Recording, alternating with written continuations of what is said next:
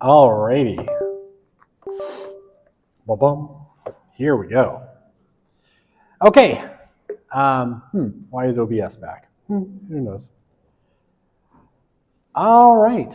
So, I have my other cup of tea over here, which I'm going to get out now. So, today, we're going to continue on talking about the religious landscape. We're really close to being done. And then we're going to start talking about our good friends, the nuns, right? The N-O-N-E-S.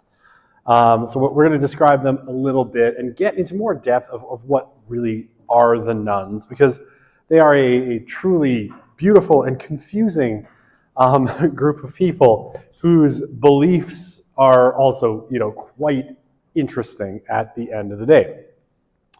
But first, we got to get through the last little bit, of the religious landscape literature, or slides rather, and just kind of talk about what the world looks like. Okay, so we ended off on Thursday of last week talking about, so we were talking religious landscape. What was one slide back from there? Right, we're talking about the afterlife. We're going to talk a little bit more about the afterlife because I just need to go through and reorganize these slides a little bit at some point, but today is not that day. We were talking about the modernization of beliefs, right? And what does it do, when religious groups modernize their beliefs, and particularly when they, do things like change beliefs to stay relevant, probably understate or move away from the supernatural, right? So these are two kinds of things, right, that are moved away from supernaturalist beliefs.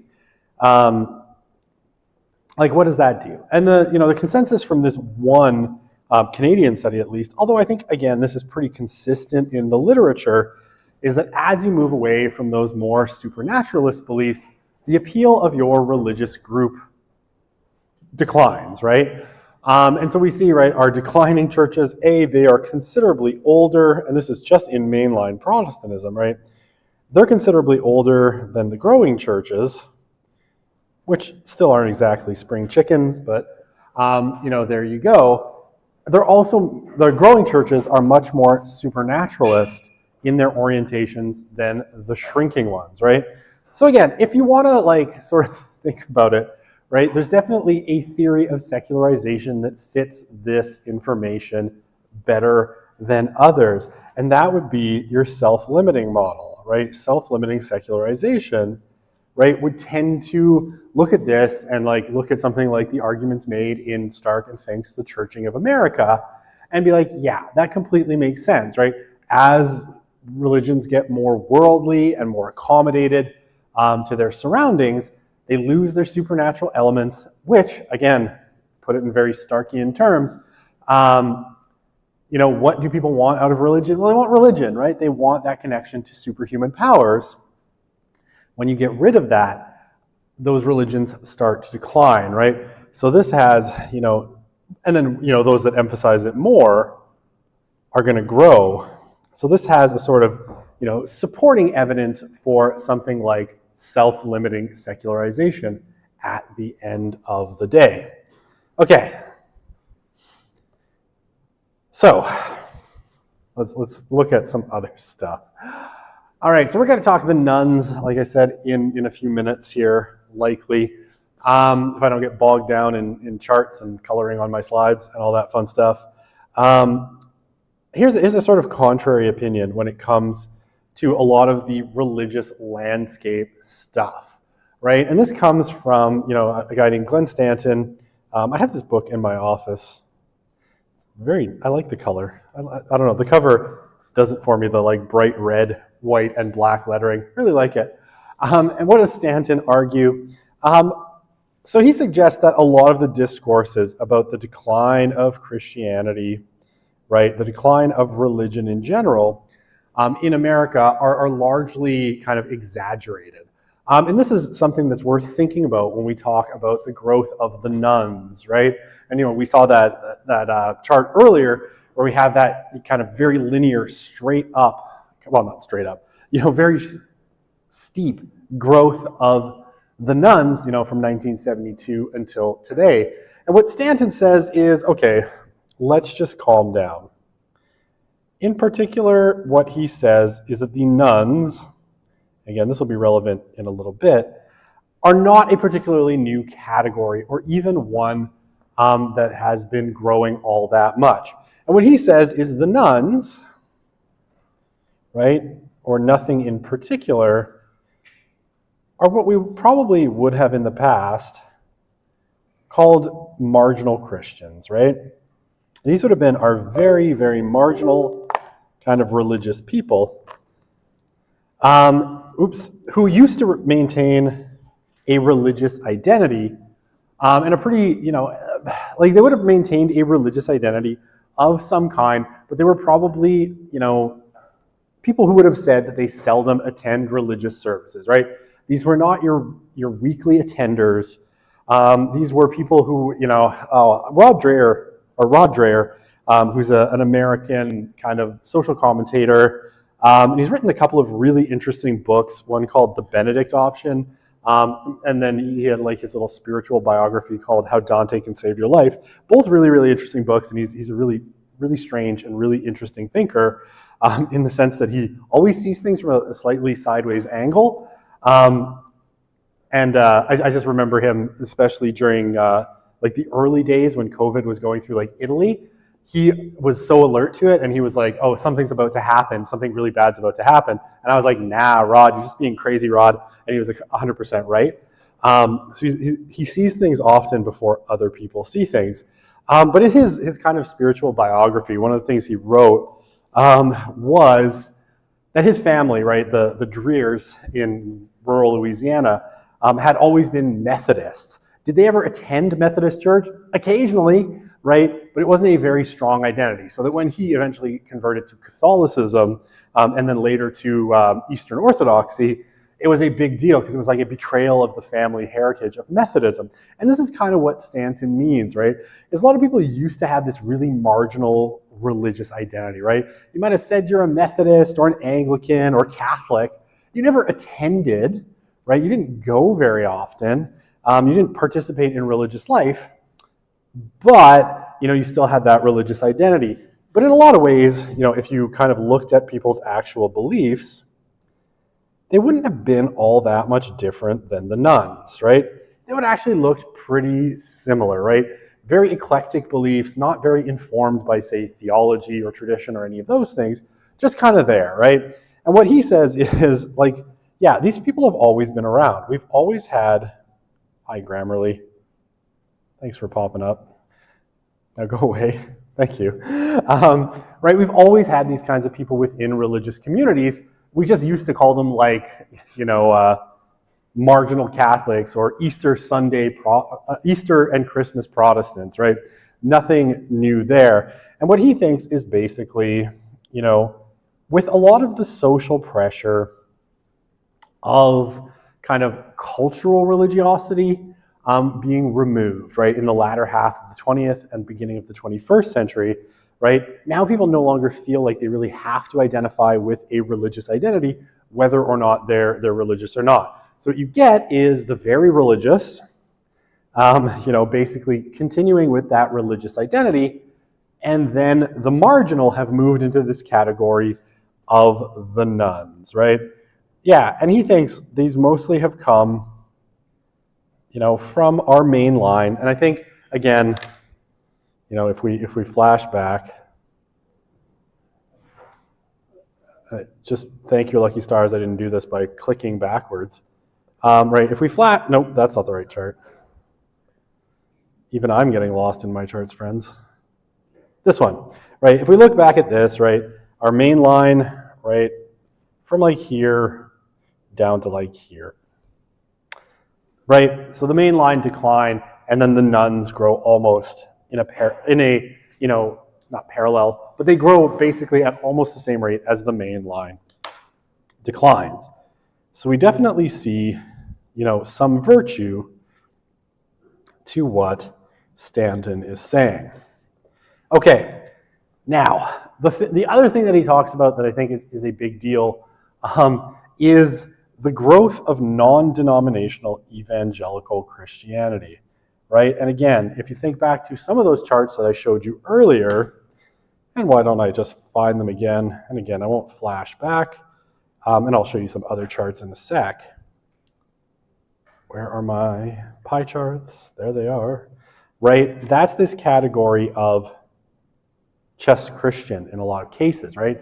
Non-denominational, so not affiliated with any particular historic grouping, right? So you'd go to I don't know, if you're in Edmonton, right, and you went to Celebration Church, the one that used to be a car dealership that's on Argyle Road, right near the Enterprise Rent-A-Car I used to work at. The trauma.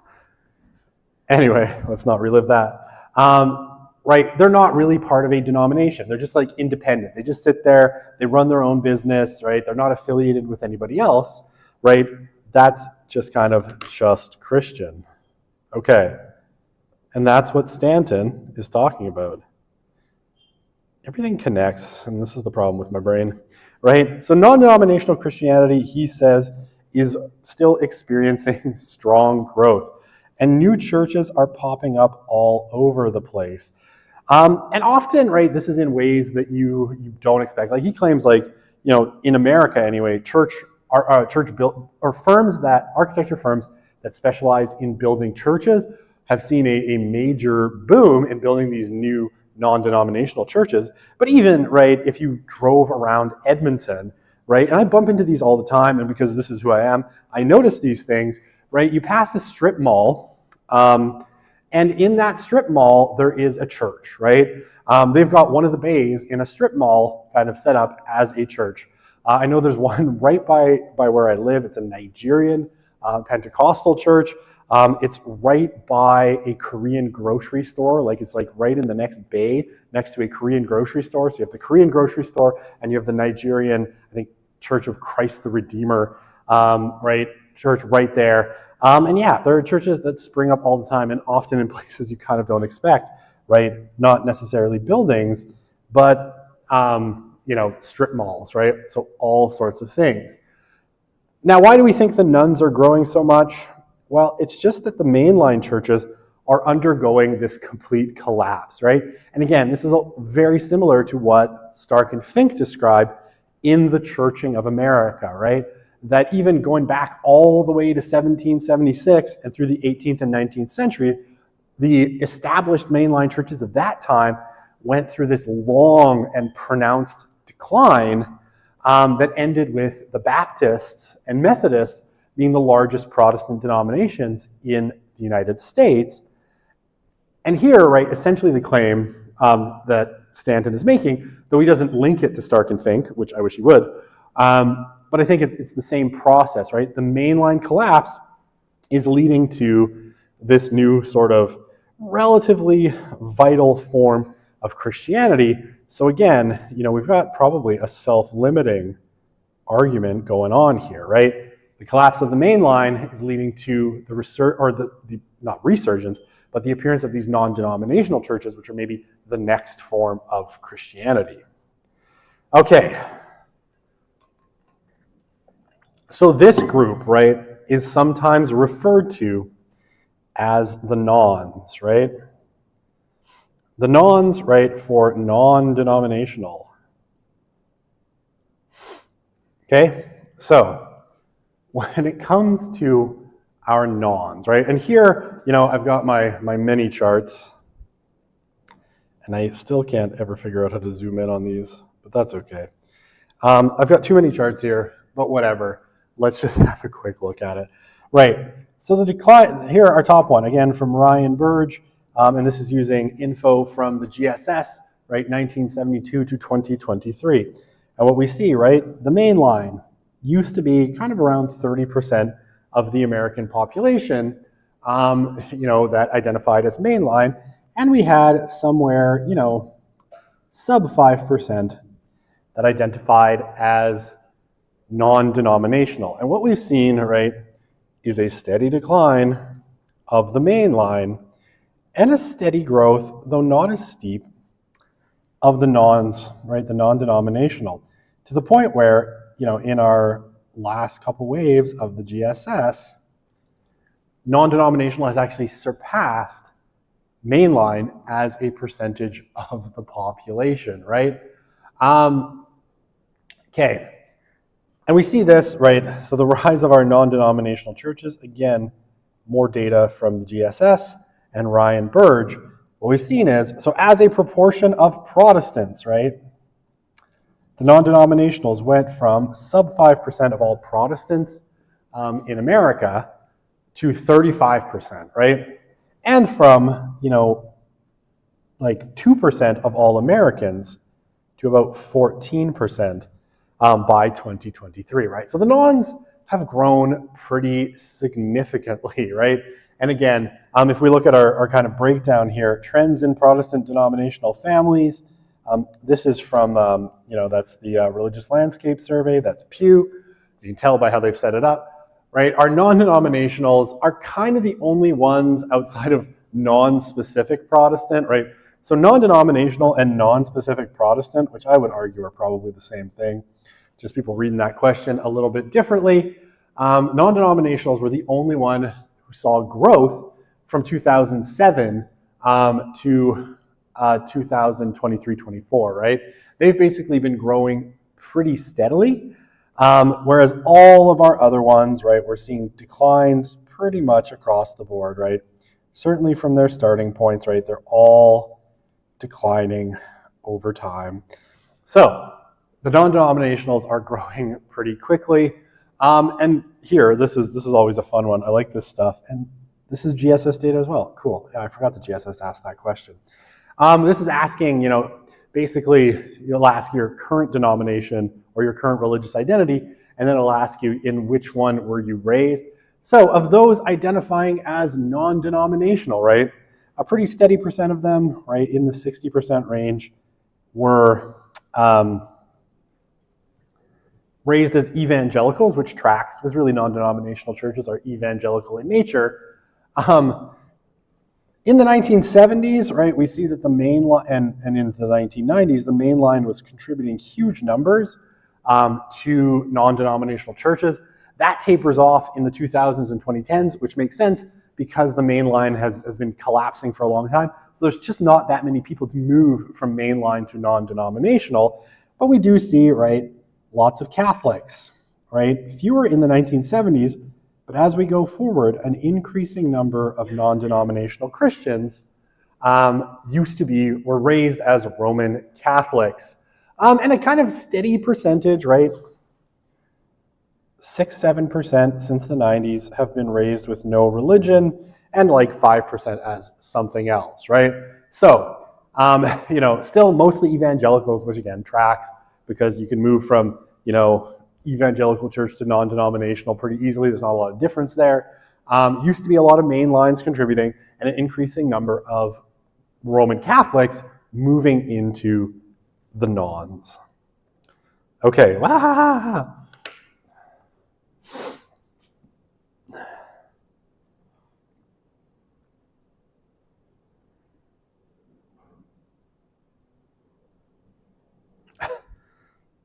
I think that's a sentence. I'm just not quite sure what it means. Is that what the church on Mark Messier is? Oh, on Mark Messier.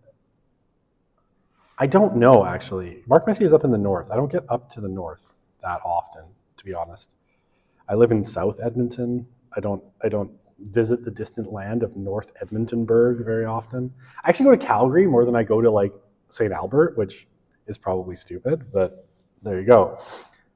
So there's nuns and nons. Yes, there are nuns and nons. It's not confusing at all, right? There's one letter difference between the two. Get it right. All right, Stanton's nuns thing kind of sounds true for people from the 2000s onward, but does the marginal identity of the nuns carry over from parent to child? We'll get into that. I mean, what we're seeing increasingly with nuns is sort of what we're calling cradle nuns, right? So people who are born and raised as nothing in particular, right? No religion. So we are seeing more of that. But yeah, typically marginal parents tend to raise marginal children. Nun parents tend to raise nun children, right? Wow, that sentence made perfect sense and is not confusing. I mean, I can just tell you very quickly. The nones are non-denominational Christians. The nuns are people who identify with no religion, right? Nothing in particular, nothing, anything like that, including atheists and agnostics. There's not much more to it than that. When do I think you'll get the midterm marks back? I'm hoping on Thursday. I'm about a little bit more than halfway through marking them, and honestly, like I spend every spare moment I have, marking them. Like if I'm at Taekwondo practice and there's like, my son's standing in line, I'll mark like 3 questions on someone's exam. So I will go through it as quickly as possible. So I am getting, I think Thursday, maybe tomorrow if I have a minor miracle. I do have some time after work to work on it because I have to wait to go see my daughter in her school production of Clue, where she will be playing Colonel Mustard. I'm looking forward to it. It should be quite the thing. It's been months since she's been practicing 3 times a week since September. And she's been at school till almost 7 p.m. for the last month, 3 days a week. So we're looking forward to that being over, and I'm looking forward to seeing her performance as Colonel Mustard, which she has not previewed for me in any way. She refuses. She's like, you'll have to see it at the play. But I have like 2 hours after my last class tomorrow to work on it. I even blocked off all of my time yesterday and today, like no appointments, despite the fact that I gave the grades back in sociology of youth, much to their great trauma and chagrin. Your marks look better. I'll say that. Youth, I don't know how to put it, but it didn't go great. For some of them, So I'm hoping Thursday. Wait, so if a child of a nun is as likely to go to church on Easter as their parents, who also doesn't, a child of a nun is as likely to go to church on Easter as their parents, who also doesn't care all that much. Yeah, I would say so, right? I would say, there's probably a lot of like very marginal identity. And it's, it happens that you move from a less religious to more religious profile because people are complicated. And I swear I could pull up evidence of that. It's a whole bunch of more charts, but I think you're probably all done with charts. I have this whole thing. I teach it in my other, I can't remember if it's sociology of Christianity or sociology of youth and religion. I can't remember which one. But basically I show you the profiles of switchers and how likely people are to switch from one religion to another, or how likely they are to remain in the religion that they were raised. That's an interesting thing too. How to put this? I mean, in very crude terms, the nuns, right, are getting much better at It used to be that nuns actually had a fair attrition rate, right? So people raised with no religion, it was something like 2/3 of them then found religion through adolescence and adulthood. Today, it's about 75% of people raised as nuns that remain nuns. So they're more likely to remain in the, non-religion in which they were raised. So the nuns have gotten considerably, better at retaining or keeping religion out of their children, right? Evangelicals are still pretty good at keeping evangelicals in the house. It's about a little bit over 3/4. Catholics, it's not going great. It's close to half of people raised Catholic leave. And mainline, it's really bad too. It's in the 50% range, though I can't remember the exact number. I see the chart in my head, but it's not clear. I'd have to take a little break, go into my mind palace and find the box that it's in. My mind palace is more of a mind warehouse of oddities. And we don't have time for that. So For a second gen nun, is any church as good as another? I mean, I don't know that I understand the context of the question. I mean, I guess that depends on the individual. Some people will be still more attached to a particular tradition that maybe their families used to be affiliated with, and some would, if they're going to go to a church, they'll just find the nearest one and do that. Okay, feel free to fill in the context of your question. I'm more than happy to give you more. Okay, here, what do we have? This is CES data again, 2010 and 2022. All right, so what do we see? Well, okay, this is interesting, right? So this is regression predicting weekly attendance, controls for age, race, and partisanship. And what we see here, right, is we have it sort of split into 3 categories. So, a couple of things to note, right? If we go back to 2010, if you had a college degree and lower income, you were the most likely to be attending religious services weekly, right? So college educated with a low income. As you kind of moved higher up the income scale, you drop, let's say, it's a little bit more, like maybe 7-8 points in terms of, right? So when you're up in the 350,000 K range in terms of earnings, you become less likely to be attending religious services weekly. The same goes in all the other profiles, right? So some college, right? The less money you make, the more likely you attend religious services. As you move up the income scale, you become less likely to attend religious services. And high school, right, you're the least likely profile to be attending religious services across the income spectrum. Now, by 2022, this has changed a bit. Now, obviously, our income no longer matters as much for our college educated, and they are less likely than in 2010 to be attending religious services, though they're still the most likely to be doing so, right? Which again is a little bit surprising. And then our 2 other profiles, right? High school or less, again, up the income scale makes you somewhat more likely, so they've reversed. And then, this other one's pretty flat, right? Some college is the least likely to be attending, pretty much across the income scale, starting at about $40,000.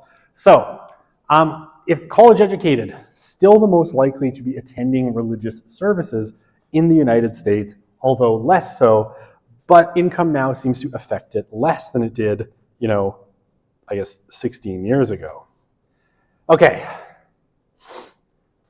Combined data here from the US Census Bureau and the CES, 2008 to 2022. And what do we see, right? So, when we talk about, attendance, right? Number of adults never attending or weekly religious service attendance, right? So weekly is in red, and never attending is in blue. And what do we see? Well, basically, they've sort of switched positions. About 8 million fewer people were likely to be attending weekly religious services in 2022 compared to in 2008. So weekly attendance has been pretty steady with a slight decline, but obviously what we've seen is a huge growth of about 40 million people, 41 really, in never attenders, right? So never attend has now, basically kind of surpasses weekly attendance right here, and they kind of fight for position a little bit in 2016, but after that, it's just a runaway victory for never attending. So right now, Americans are more likely to be never attending than weekly attenders, which again, is an interesting piece of information. Okay, more on the, I think I might have shown you this chart already. I think I did. I'll just recap it super quickly, right? Some of these charts start to look the same even to me, right? Do you believe there's life after death, right? Pretty much everyone does. And again, some college leads the way here, but even grad school doesn't make you all that much less likely than the average American to believe in the afterlife. And essentially, it's increased for our grad school attendees since the 1970s. And yeah, overall share, right, we kind of see a pretty steady kind of growth to a flattening out to over 80% believing in life after death. I know I showed you this. This one I did show you. I put this in twice. Okay, skip that one. Okay, this one I haven't shown you yet. This one I do think is interesting. Belief in heaven and hell, right? So how likely it is amongst Americans, basically, you know, excuse me, still over half of Americans, right, this is, that's our religious landscape survey from Pew. Over half of Americans believe in both heaven and hell, right? So that's yes to hell, yes to heaven. A further 13.5%, right, believe in heaven but not hell, right? So that's 67, I guess in the 68%, so over 2/3. About a third, right, or a little bit less than a third, a little less than 30%, believe in neither heaven or hell, and 2.7% misread the question. And here, I'm pretty sure that this would be a really boutique belief, that yes, they believe in hell, but not heaven, right? So I'm pretty sure I would throw that down to like misinterpreting the question and what it was asking, because that, to me, seems like a really odd belief. But, you know, in straight terms, you know, the dominant position remains, I mean, if you take all of these three, right, 70% really, or sorry, yeah, about 70%, 71 say, you know, believe in some kind of afterlife, with almost 3% believing it's just the bad place. Okay, and right, here split by religious identity, you know, do you believe people have a soul or spirit in addition to their physical body, right? And we see obviously our people that we would expect to be religious, you know, pretty much majority position believe in people have a soul or spirit, right? Evangelicals and Latter-day Saints, Mormons, right, up in the upper 90s, you know, Black Protestants right there, Catholics as well, mainline, all right, 95% or better. It kind of falls off with Buddhists and Muslims, you know, Orthodox Christians, which that one kind of surprises me. Maybe there's something in Orthodox Christianity I don't understand. I guess like one of the really fun ones here, because again, people have often trumpeted the growth of the nuns, right, or the nothing in particular, as evidence of secularization, right? That, you know, the group of people who say they believe in nothing in particular is proof that actually Durkheim and Weber were right, or, you know, Steve Bruce and late secularization, and that's what we're getting. But obviously, there's a bit of a problem there, because 80% of them still believe people have a soul or spirit in addition to their physical body, right? Which is clearly a supernatural belief, maybe an unchurched supernatural belief, but a supernatural belief in and of itself, right? So, you know, before you point to the nuns as proof that actually, you know, Durkheim and Weber and Steve Bruce and Karl Marx and Thomas Jefferson and all those cats were right, you know, I think that 80% number should give you some pause to consider that. You know, 75% of Jews as well. And again, the Jews are always interesting because there's a lot of cultural Jews, right? So I think there's a lot of atheist, agnostic Jews in there. Agnostics, right, 69%, still say there's a spirit or a soul.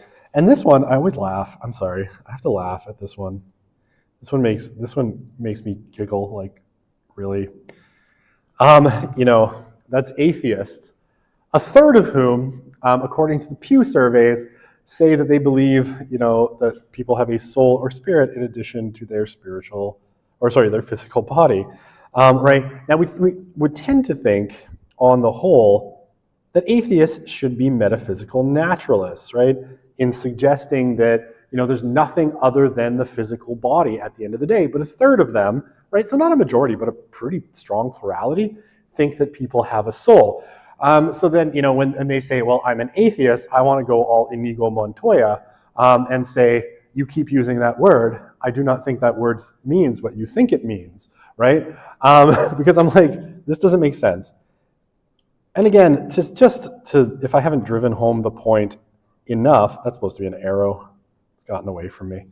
That a lot of this data doesn't make sense, right? That 33% of atheists say that they believe people have a soul or spirit doesn't make sense, specifically because people don't make sense. And people often don't think through their intellectual or philosophical commitments, right? Which makes the work of sociologists really, really hard, because trying to figure out what it means that a third of atheists actually believe that they have a soul and that other people have a soul doesn't make sense, right? So social science research is constantly tripped up by the fact that people don't think through their commitments in the way academics would like them to. Because people probably don't have the time or the inclination, and it just kind of sounds right. Maybe they're saying, I don't believe there's a God, right? Or at least not the God that, say, Christianity or Judaism or Islam believes in, but I still think I have a soul, and I probably still think there's an afterlife or something. I don't know. I can't make heads or tails of this, right? Okay. But then again, right, when we look at this same Pew Religious Landscape survey, of those 33% of atheists who say that they think they have a spirit or a soul, right? 94% don't believe in heaven or hell. Only 3% of them, right, believe in heaven and hell, right? 1% in hell only, 2% in heaven, but not hell, right? So we got a solid 6% saying they believe in some kind of afterlife, right? 94% saying they don't believe in heaven or hell, right? Now maybe they have another boutique view of the afterlife where their spirit goes. I actually don't know. This, I would say, is much more consistent with atheism. So this is where, again, same survey, same data set, data doesn't make sense, right? And as you would expect, right, most of our religious folks, right, across the board, though, apparently fewer mainline Protestants believe in heaven and hell, right? A lot of them just believe in heaven. I want to say, where's my Catholics? Right here, right? Catholics, about 20% or one in five believe in just heaven, not hell, right? 11% of them don't believe in either, which is, again, doesn't make sense, but you kind of expect things not to make sense at this point. Again, 14% of mainline Protestants say the same thing, right? That one's a weird with that particular emphasis. And again, the rest of these, Latter-day Saints is a weird one because their notions of the afterlife are a little bit different, right? And again, these other groups, Jews, it's again, a lot of secular Jews, secular identity, no belief in heaven or hell, right? So they're Jews in culture only. And then the rest of them, right, is kind of a weird split. Agnostics, again, kind of makes sense. But our nothings in particular are a bit weird, right? You've got roughly a 50-50 split in terms of belief in, the afterlife, heaven. Again, for our nothings in particular, over a third of them believe in both heaven and hell, right? So that's, again, kind of weird, right? We think of nothings in particular as secular, but they're really not. It's just kind of odd. Okay, and yeah, belief in both heaven and hell, by birth decade. And what we see, right, is, no to both has grown over time, right, by your birth decade. The more recently you're born, the more likely you're to say that. And obviously, belief in both heaven and hell has declined, but, not as much as you might think. Right? It's really only from people born in the 40s, like my dad, to people born in the 2000s, right? A lot of you, that's only really -7, right? It's not a huge difference, right? And I mean, in terms of, belief in neither, right? 24% to 32, that's an 8 plus 8, right? It's not massive, right? It's significant, but not as big as you might think. Okay, right, and obviously by church attendance, right? This one's pretty obvious, right? The more you attend church, the more likely you are to believe in hell. This is just hell, right? So weekly church attenders or weekly plus, are all, pretty likely, except mainline, but black Protestants, right? The more often you attend, to about weekly, and then apparently it drops off, the more likely you're to believe in heaven and hell, unless you're a Mormon, because Mormons don't make sense, right? By this, because they have a different conception of the afterlife. You get your own planet, apparently, if you're a man, and if you're a woman, you get to pump out spirit babies for all of eternity. I'm not kidding, that's kind of accurate, if a little reductionist. So, there you go, right? You get to be eternally pregnant with spirit babies. Does that sound appealing to you? Okay, so this one, and here's my little caption at the bottom, right? Belief in miracles is higher today than it was in the early 1990s, right? So this is our share. Okay, so this is by education, right? So, and this education and by year. Share saying they definitely believe in religious miracles, right? This is always fun. So, in terms of our people with bachelor's degrees, right? If we go back to ye old 1991, and this is again GSS data, right? For our, high school or less, this is the top one, right? It was 52% in 1991. It's 60% in 2018, right? So that share had grown, and like 2008, it was even higher. For some college, right? Again, big gaps. Belief in miracles actually grew. Same thing for our bachelor's degrees, right? That one grew a lot, and even for what you might think graduate school, right? And here again is the weird mystery. Back in 1991, your theory that more education, would be toxic to religious belief, and belief in miracles is a belief in superhuman powers, right? 30% of people who had graduated from grad school in 1991 said they believed in miracles. It had doubled by 2018, right? More than doubled by 1 point. Again, weird data. I don't get it. I know I'm supposed to be in charge here, but if you could explain this to me, that would be super helpful, because it doesn't really make any sense, right? Unless education no longer really plays a role. So what would we say? Inherited model equals, wait, I've lost control of my laptop. Oh dear.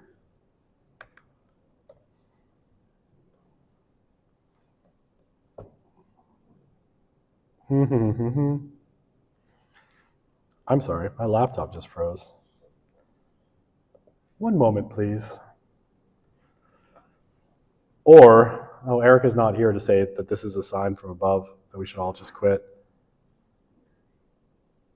Where is PowerPoint? Oh, there it is. Okay. Let's end task on PowerPoint. Okay, let's close my browser too. Maybe that'll speed up the pen. All right, let's try this again.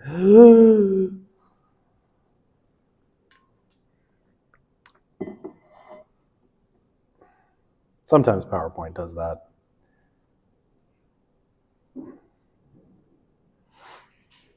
Well, there's the nuns.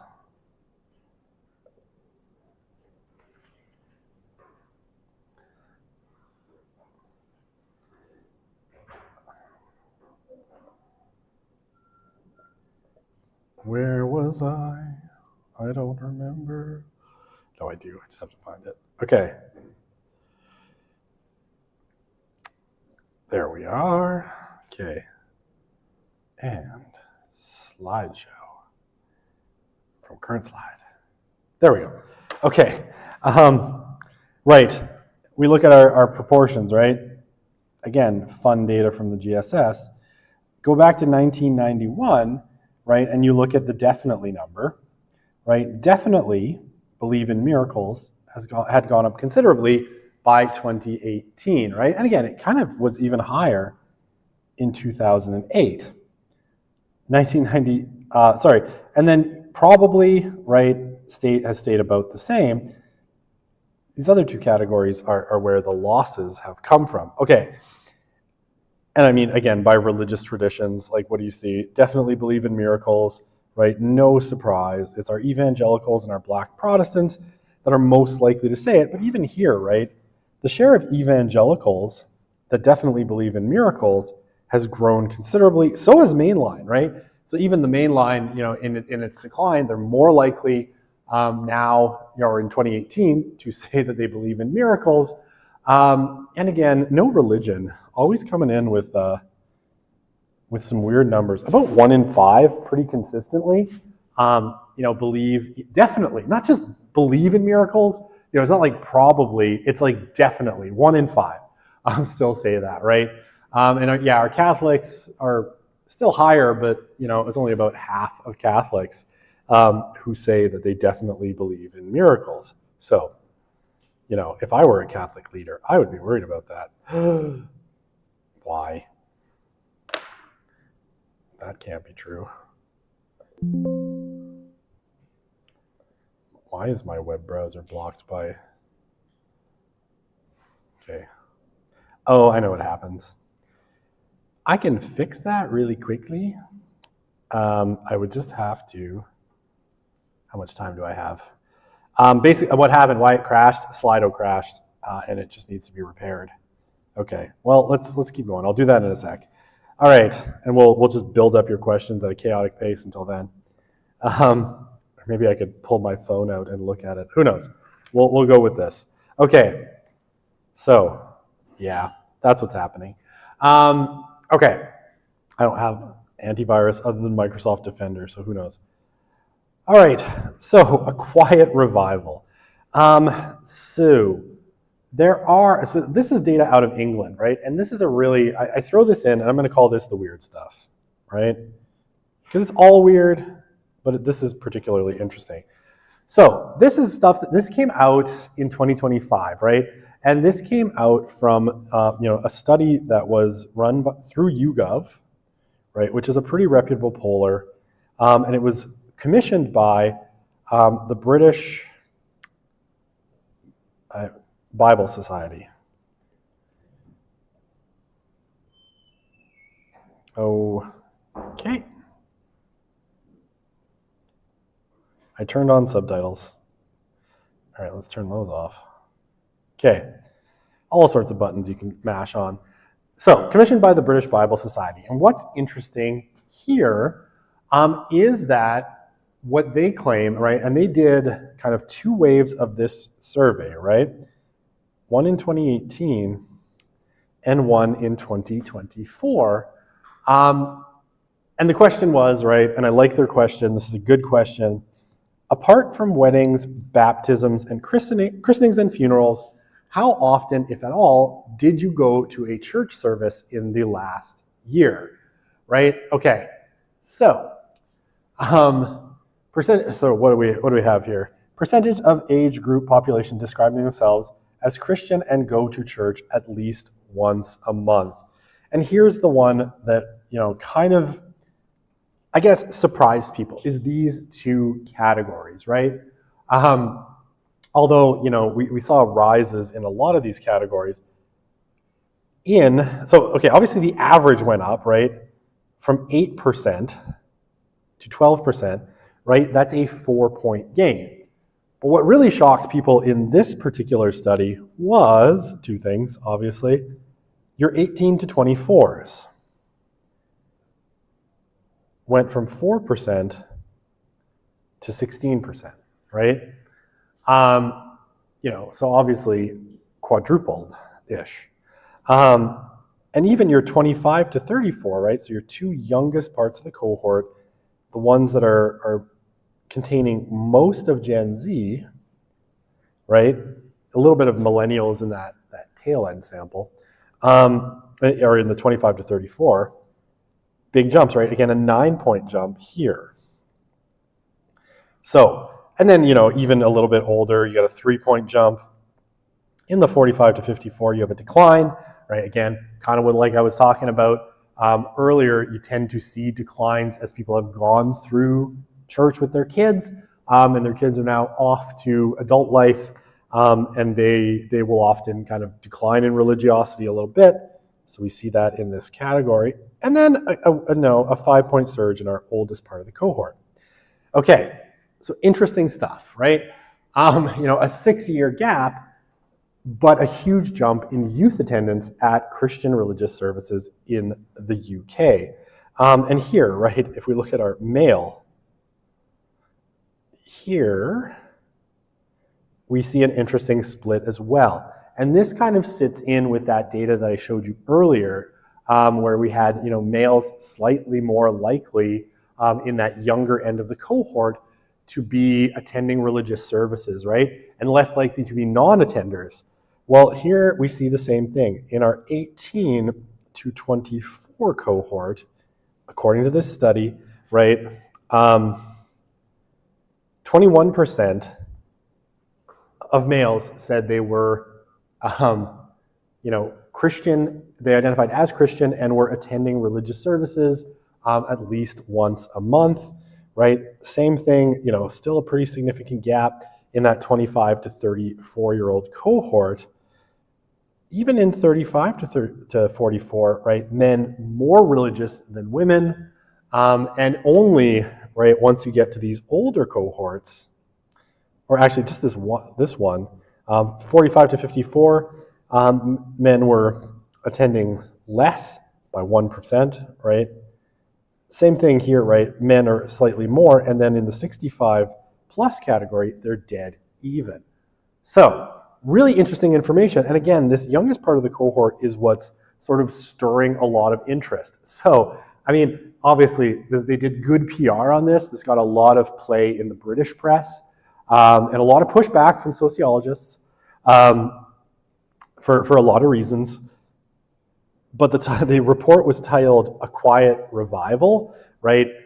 Suggesting that maybe there's a reinvigoration of religion among that youngest part of the cohort. Okay, right, youth surge. The quiet revival, according to this report, they say seems to be driven by younger attenders, right? So, this big jump, right, in terms of our 16 under 35s, right? A growth of, basically 4 times more young, people under 35 attending religious service or in church, right? Compared to the past, right? So that 4% jump overall, largely driven by this part of the cohort, right? Because here the middle age, we actually see a decline, which again, I think is what we would expect. And then, a little bit of like a 5% kind of bump. So a pretty marginal bump in our more elderly population. Okay, here are other fun charts from the Bible Society, right? And again, always take social data with a grain of salt, right? I think having read it and having looked at the findings, I think it was done pretty well, and it was run by through YouGov, which is a respectable firm. So I don't think there's problems necessarily with the data, but again, this could be a one-time blip. We don't know. We need more information. So hopefully they run this study again, before 6 years from now. But I do think it's interesting, right? Okay, younger churchgoers were also more likely to read their Bibles, right? So again, if we look at this youngest part of the cohort, right, that's our light green bar, 80% of them said they were, and these were the ones who were attending church, right? Not the whole sample, the sample as a whole, but 80% of them who were attending church said they were reading a Bible, right? At least once a week, and they were the least likely to say that they read it less than monthly, right? Where all the other categories were 1 in 5, roughly, or 1 in 3. So, most likely to be reading was actually our youngest part of the cohort, which I think, again, is really, really interesting. Okay, and then belief in God, again, more young people in England and Wales say they definitely or probably believe in God or some higher power than they did in 2018, right? So in 2018, it was, less than 30%. By 2016, they were bumping forward, right, to like 45%, almost majority territory, right? And England is generally seen as a very secular place, right? And above the kind of national average, right? And again, in our other part of the cohort, what we see is, a slight bump, right? A 9% bump in terms of those who say they believe in God. The rest, I would say, are pretty flat, right? They're within margin of error for the most part. So these are the really statistically significant ones. So again, if you wanted to make a case for the self-limiting theory of secularization, well, there you go. This is some interesting data that might point to secularization being a self-limiting process, right? And that we've maybe at this point, and again, I would say this as highly theoretical. This is speculation because we don't have enough data to make this case definitively. But if you were trying to make a case for self-limiting secularization, what you would say is that, right, the millennials were kind of the bottom of that secularization cycle, and what we maybe are seeing with Gen Z,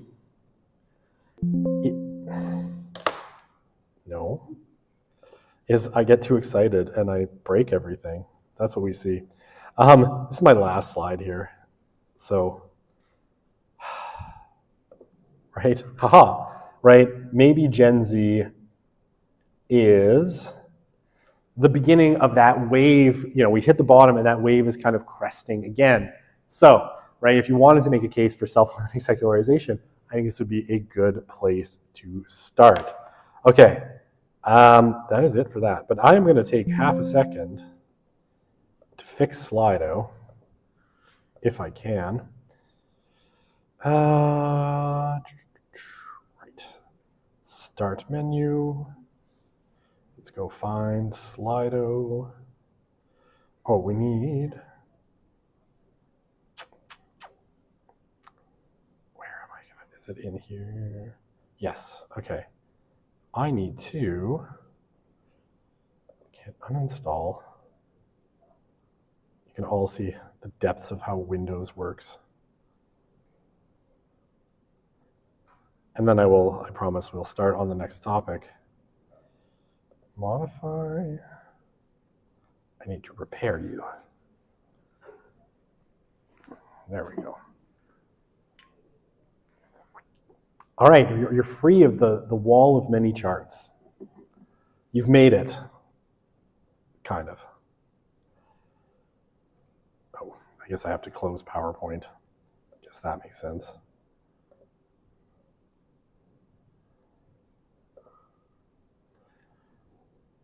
This usually works. This has happened like 4 times this semester. And if there was a better system, I would absolutely use it. Yes, work for me. Because I saw there were a ton of questions, and I do want to answer them.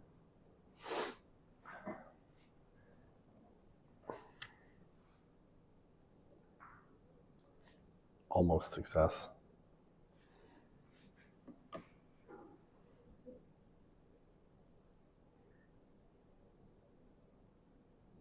Thrilling, I know. Come on, finish. You're just teasing me now.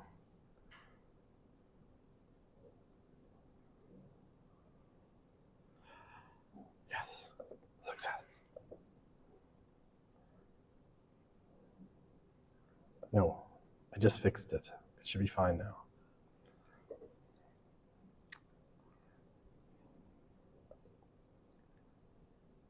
All right, let's open the nuns. We'll see if we can answer questions. Okay, thank you. I don't need design suggestions. I'm good.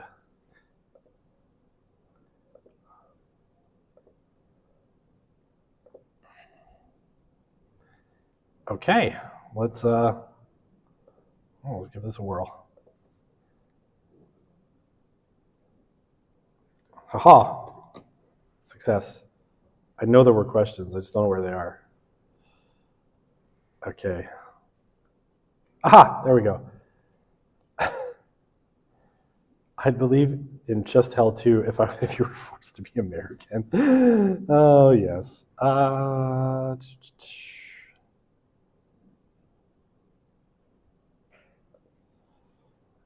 I'm from STA, so I see it every day. Church called, St. Albert. Fed Church. Oh, Fed. I get it now. Fed, like to feed them, but they spelled it wrong for some reason. On the trail in a strip mall type area, there's like a tire store like 2 doors down from that. Yes, that would be it. They like weird names. I can understand heaven or hell being religious, but is the idea of soul or spirit? I feel like I've seen people talk about it more context outside religion. Yeah, but I mean, again, that's the weirdness of the data. In that, maybe what we expect is as people leave religion, right, they're going to move more towards like metaphysical naturalism, right, a belief in that there's just the material world, but they don't. They sort of linger in this like space between religion and non-religion, where they have a bunch of spiritual beliefs, right, which are really unchurched religious beliefs of a kind, right? They are supernatural. They reference, kind of superhuman things. But in that context, right, it's still a weird kind of belief, right? It's still kind of odd. And especially if you're an atheist, man, like 33% of atheists saying you have a soul, that's really outside of our typical definition. Okay. Could the fact that people are constantly bombarded with information via the internet, they're told to doubt maybe why belief in miracles has gone up? I think, I don't know. Honestly, that is one of those weird things that I would say is just unexplained. I don't have a good explanation for it, and I wish I did. I more put it in there to show you the weirdness of the data, right? That the data is consistently inconsistent, right? Because people are inconsistent. And so, yeah, New Jersey's 2.7% of the US population. Coincidence? Maybe not. I've been to New Jersey. It's really not that bad. Princeton's in New Jersey. Princeton's great. Could the fact that via the internet they're told to doubt maybe why belief in miracles has gone up? I don't know. Yeah, like I said, I just don't know. It doesn't really make sense. But I mean, it probably plays against the secularization thesis, right? Or inherited or late secularization, because again, like what you should expect, right, is that pretty consistent downward slope in supernatural beliefs if you think that rationalism, right, scientific rationalism especially, and that's core to that inherited model, is driving religion into retirement, right? But belief in miracles is just the opposite of scientific rationalism, right? It's basically saying, I believe that something that is totally unexplained by science can happen, and kind of thinking that relatively unproblematically. So again, it kind of plays against our secularization thesis. I believe in hell because the president actually it says it's called the outer darkness. Yeah, again, I understand some things about Mormon theology. Other parts of Mormon theology sort of escape me. Okay, so we're going to talk about the nuns, right? And again, when given a choice of religious identity, this is those that choose nothing in particular, no religion, none, nothing, all of those things, right? Okay, so we're going to start here. So we're going to start with the case made in this book by Joel Thiessen, right? Who I've met. Joel's a great guy, really nice guy. I knew he was in Edmonton for a conference, and I just like randomly emailed him and asked him if he would have a cup of coffee with me, and he very graciously agreed, and then I invited him to come speak in my class, and he didn't have time, which I totally get, and it's no shot against him. It would have been really fun if he could have, but I was so grateful for him giving me the time of day. Right? He's probably, like, these two in Canada are your number one. They're tied for number one in my books, partially because they work together all the time. They're your number one sociologists of religion in Canada, right? And again, Joel being at Ambrose University will suggest that in Canada, there's not a lot of interest in the field, which I think is unfortunate, as you can probably tell by the level of animation with which I teach this material. But okay, let's talk the nuns, right? Okay, so who are the nuns, right? And this is our kind of question, right? So who are the nuns? Big red question mark. So the majority of people who identify as nuns in Canada and the US today are what Thiessen and Laflamme refer to as non-verts, right? People who were socialized, and here I think it's very important that they put, to some extent, right, in religion and deconverted. Now, I think one of the things that we should sort of keep in our minds is that going from like a very religious profile to something like nothing in particular is not super common. The more common phenomenon that we tend to see is what's referred to as marginal peel-off, right? Basically, it's people that were, kind of on the edge of religion, who were sort of marginal in their religious identity, who have been peeled off, right, by growing secularism, or by, the possibility of just kind of being nothing in particular, of, ceasing religious attendance on whatever holy day they happen to be, right? Those are the people that tend to deconvert. Now, obviously, there are people that go from a high religious profile to a non-religious profile. That does happen, and we often hear about those people, but they're less common than people that go from marginal to no religious identity, right, in that marginal peel-off process. And I would guess, I'd guess that, if we're talking about, proportions, you're probably talking about, marginal peel-off making up about 90% of the people who go from a religious identity to a non-religious identity. Okay, so we also have a growing cohort of what Thiessen and Laflamme call cradle nuns, right? Because sometimes we call, say, people who were raised in the Catholic Church, we call them cradle Catholics, right? Because they were raised from infancy in Catholicism. And now we also have cradle nuns, bless you. So, raised either with no or anti-religious socialization. And I would say here the no is probably more common than anti-religious socialization, because the more common sort of position on religion among the nuns is what I would refer to as meh, right? They don't care. Okay, so what they say, as organized religion plays a smaller and smaller role in other aspects of life, disaffiliation or leaving one's religion has become a more viable cultural option. And here, if you want to think about this in secularization terms, I think this statement fits really well with neo-secularization, right? So remember, we think of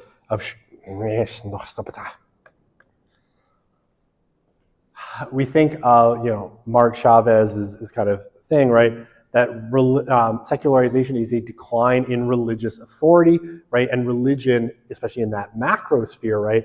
As we get that institutional differentiation, and religion is less at the center of everyone's lives, it's easier for people to drift away, right? So that macro secularization will then play into a kind of micro secularization. And I think this is a good way to think of what Joel and Sarah are saying here, is that they're essentially making a sort of neo-secularization case. Okay. And yeah, as more people leave, it creates a sort of snowball effect.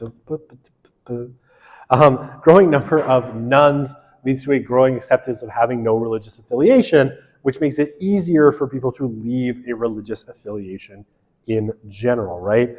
And you can think of this probably as pluralism, right? Growing pluralism means it weakens some of those bonds of religion, right? So you can definitely see a sort of sacred canopy argument in that as well. Okay, so now, where did they come from?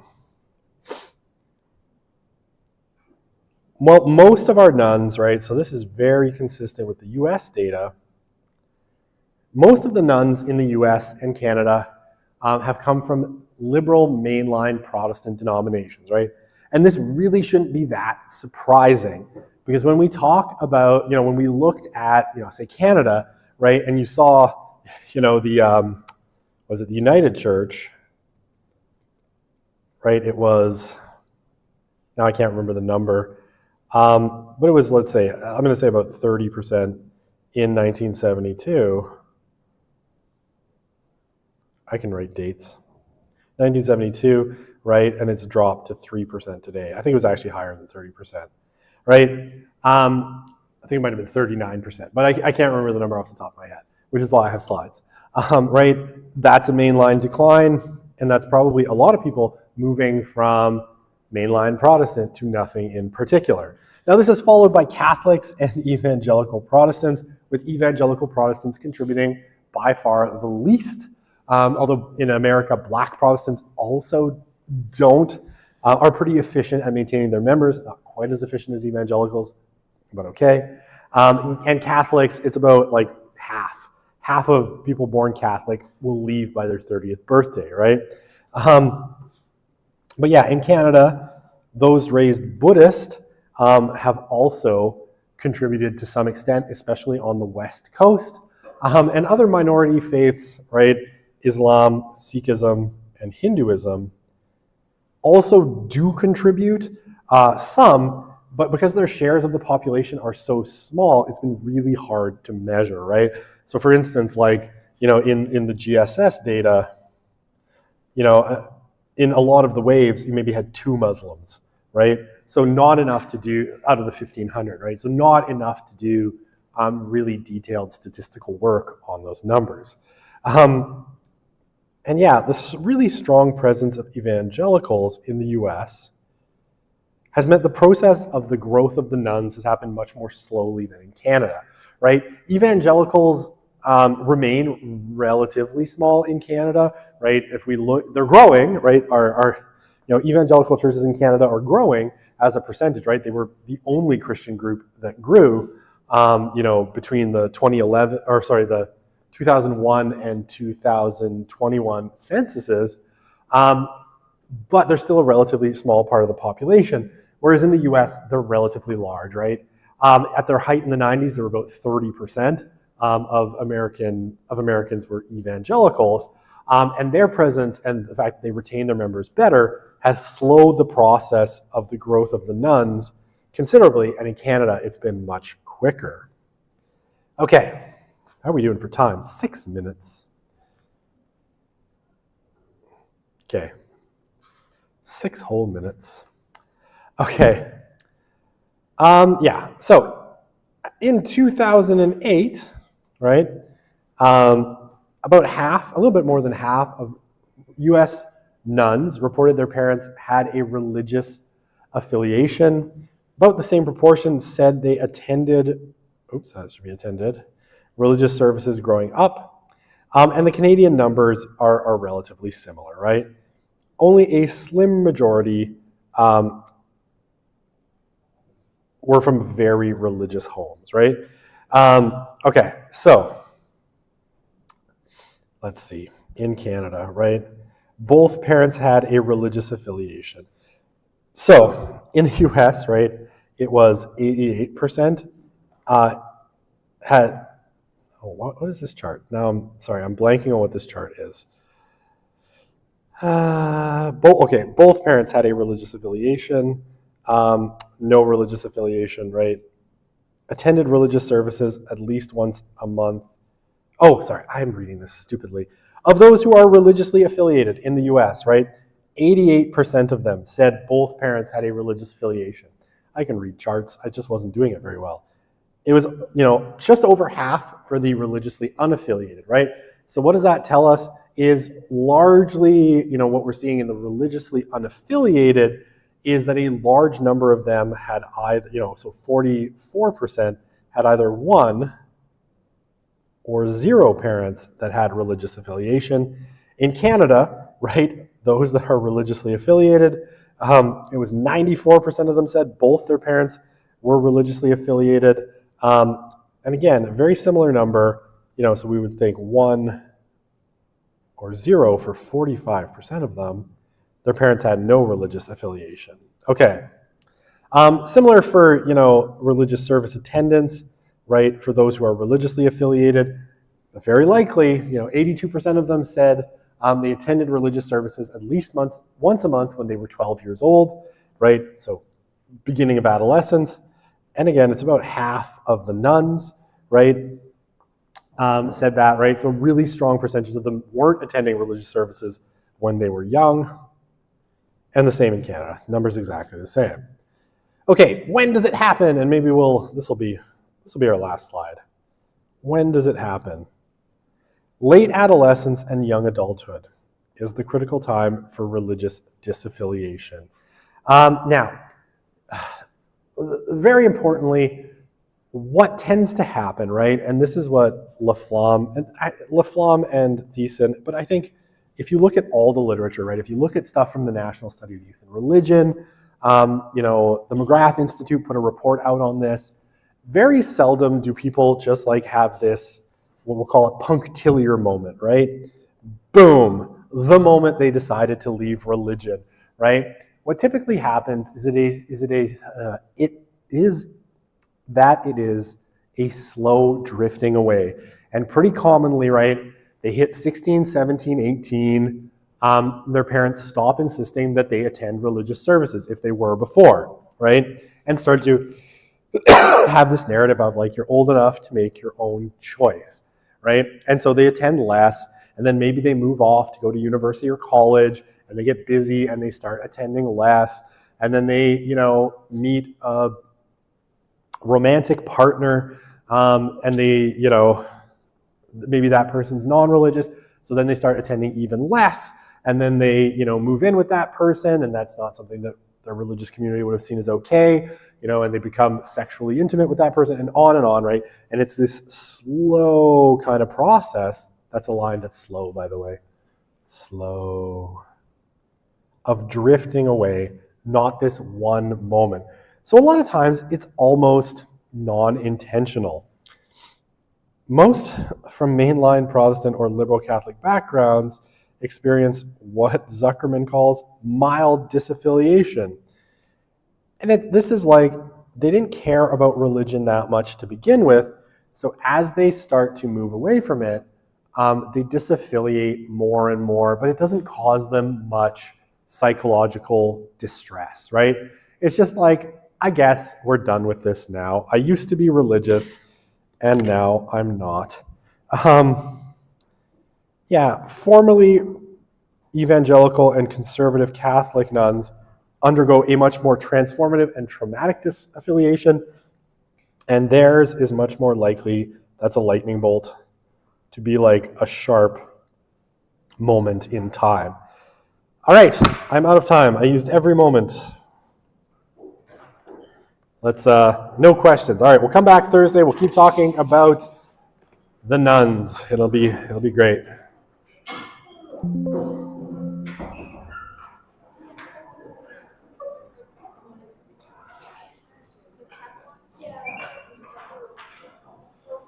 Oh.